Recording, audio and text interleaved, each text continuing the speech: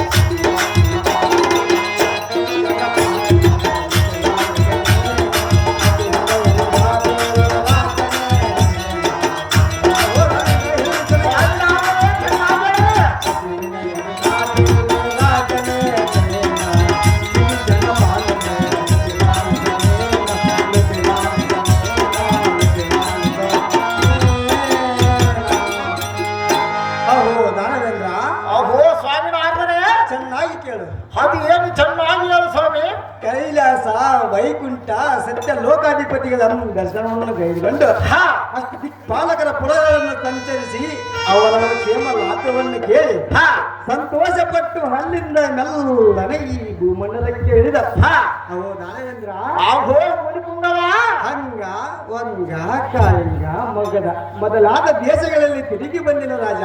ಹೌದೇನುವ ಸ್ವಾಮಿ ರಾಜೇಂದ್ರ ಅಹೋ ಮುನಿಪುಂಗವ ನಿನ್ನಂತ ಪರಕ್ರಮಿಯು ನಿನ್ನಂತ ದಯಪರಿಸನು 56 ದೇಶಗಳಲ್ಲಿಲ್ಲ. ಇಕೋ ನಿನ್ನ ಕೀರ್ತಿ ಎಂಬ ಚಂದ್ರನ ಬೆಳಗುತ್ತೇನೆ.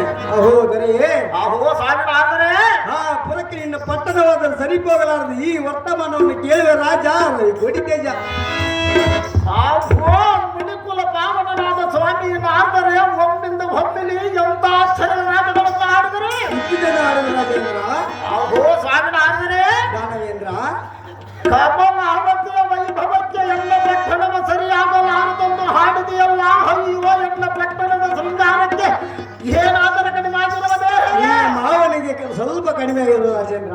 ಹಾಗೆ ಸ್ವಾಮಿ ನಾರದರೆ ನಾನೇನು ಸಾಮಾನ್ಯ ಬಲ ಧನವೇ ತೆಗೆಯಬೇಡ.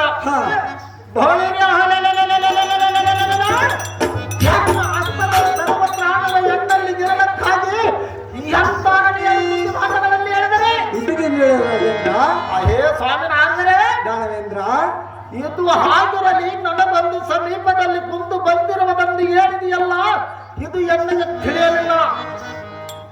ಇದರ ಸಂಶಯ ಸಂಪೂರ್ಣ ಹತ್ತಿದಲ್ಲ. ಇದರ ಸಂಗತಿಯನ್ನು ನನ್ನ ಮುಂದೆ ತಿಳಿಸು ಮುನಿಪ. ಹಾಕೋ ಎಣ್ಣೆ ಮನಸ್ಸಿನ ಕೆಲಸ ಮತ್ತೆ ಹೇಳಿ ಚೆನ್ನಾಗಿ ಕೇಳು. ಚೆನ್ನಾಗಿ ಹೇಳೋದಾಗಿ ಸಾಗಣಾದ್ರೆ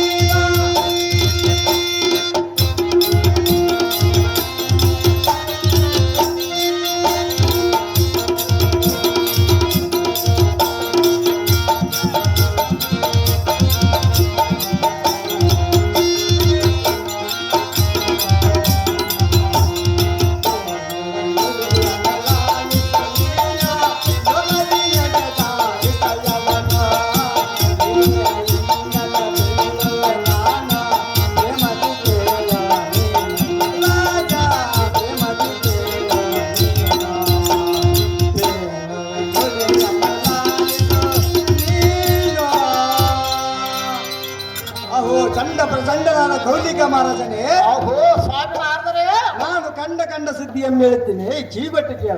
ಅದು ಏನು ಚೆನ್ನಾಗಿ ಹೇಳಿದ್ರಿ ಸ್ವಾಮಿನಾಥರೇ. ಮೊದಲು ನಿನಗೆ ಕೊಡುವನೆಂದು ಹೆಸರಿಟ್ಟ ಕನ್ಯೆಯನ್ನು ಆ ಶ್ರೀಕೃಷ್ಣನ ಮಗನಾದ ಮನ್ಮಥನಿಗೆ ನಿನ್ನ ಮಾವನಾದ ಕಮಲೇಂದ್ರನು ಮಾತು ಕೊಟ್ಟು ತನ್ನ ಬಂಡರದಲ್ಲಿ ದ್ರವ್ಯವನ್ನು ಖರ್ಚು ಮಾಡಿ ಅಹೋ ದಾನವೇಂದ್ರ ಅಹೋ ಮುನಿಪುಂಗವ ಪಟ್ಟಣ ಸಿಂಗಾರವನ್ನು ಮಾಡಿ ಲಗ್ನ ಮಾಡುವುದಕ್ಕೆ ಯತ್ನಿಸುತ್ತಾನೆ. ನೋಡಿ ದನಗಳನ್ನು ಕಾಯುವ ಗೊಲ್ಲನ್ನು ಕೂಡ ಬೀಗಟನ ಮಾಡಬಹುದೇ? ನಾನು ಸುಳ್ಳು ಹೇಳುವುದಿಲ್ಲ. ಅಹೋ ದಾನವೇಂದ್ರ, ಅಹೋ ಮುನಿಪುಂಗವ, ಶ್ರೀಕೃಷ್ಣನು ಸರ್ವ ಬಂಧು ಬಾಂಧವರು ಕೂಡಿ ಸೌಮ್ಯದಿಂದ ಪ್ರಯಾಣ ಮಾಡುತ್ತಾರೆ. ನಾನು ನೋಡಿಕೋತ ಅಹೋ ಮುನಿಪುಂಗವ, ಆ ಸೌಂದರ್ಯವು ಎಷ್ಟನ್ನು ಹೇಳಲಿ. ಈ ಪ್ರಕಾರ ಸೌಂದರ್ಯ ಉಳ್ಳಂತ ರತಿಯನ್ನು ಆ ಪುಂಡನಾದ ಮನ್ಮಥನು ಮಾಡಿಕೊಂಡು ಹೋದ ಮೇಲೆ ನೀನಿದ್ದ ಸಾರ್ಥಕವೇನು? ಅಹೋ ದಾನವೇಂದ್ರ, ಅಹೋ ಮುನಿಪುಂಗವ, ನೀನೇನು ಕೈಯಲ್ಲಿ ಬಳೆಯನ್ನು ಇಟ್ಟುಕೊಂಡಿಯೋ ಹೇಗೆ?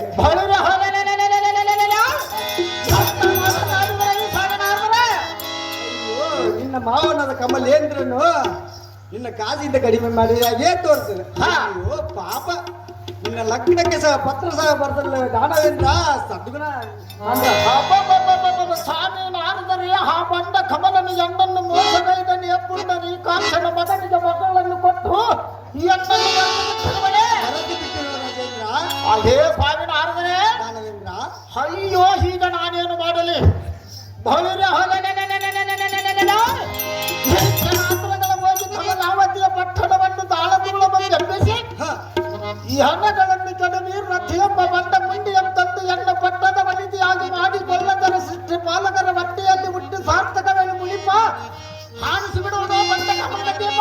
ದಾನವೇಂದ್ರ ನಿಜವಾದ ಮತ್ತೆ ಹೇಳಿದ್ರೆ ಚೆನ್ನಾಗಿ. ಅದೇನು ಚೆನ್ನಾಗಿ ಹೇಳಿದ್ರೆ ಸ್ವಾಮಿನಾಥರೇ.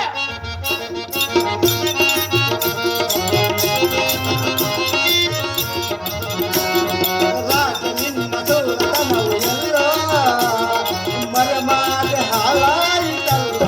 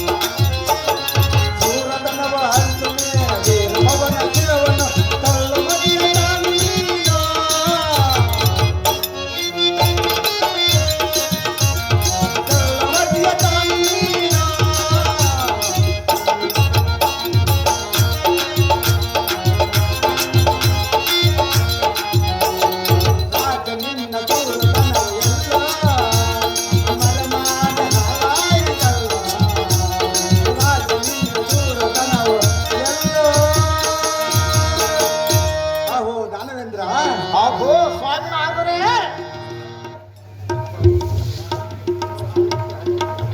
ನಿನ್ನ ಸೌರಕ್ಕೆ ಹರಿಹರಿ ಬ್ರಹ್ಮಾದಿಗಳು ಹಿಡಿಲ್ಲ.